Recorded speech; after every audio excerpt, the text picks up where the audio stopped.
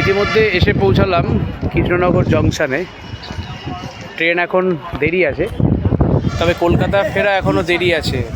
এখন অনেক কাজ এখানে, বিভিন্ন ডিলারদের মুভমেন্ট করার আছে, দুটো প্রজেক্ট যাওয়ার আছে। তো যাই হোক, দেখুন কলকাতায় যেরকম আমাদের অফিস আছে দেখিয়ে নিয়েছিলাম, সেরকম কিন্তু আমাদের জেলাতেও অফিস আছে। আমি আজকে আমাদের যে মেন কর্পোরেট অফিস সেই অফিসেই ছিলাম। তো আমাকে আবার অফিসে আসতে হবে, স্যারের সঙ্গে পুরোপুরি মিটিং হয়নি। এখন চললাম বাককুল্লা, অর্থাৎ কৃষ্ণনগর স্টেশনের কিছু স্টপেজের পরেই বাককুল্লা। সেখানে এক ক্লায়েন্ট আছে, আমরা দীর্ঘদিন ধরেই ওনার বাড়িটা মডিফিকেশানের কাজ করছি। তো জেলার যে সকল মানুষরা ভাবছেন যে আপনার বাড়িও আমাদের স্পেস হোমকে দিয়ে মডিফিকেশান করাবেন, আমাদের অফিস যে শুধু কলকাতায় আছে তাই নয়।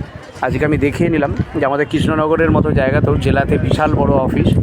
আর চিন্তা করবেন না, নির্ভরযোগ্য প্রতিষ্ঠিত যদি একটি প্রতিষ্ঠান চান, তাহলে স্পেস হোমের বিকল্প কিন্তু আর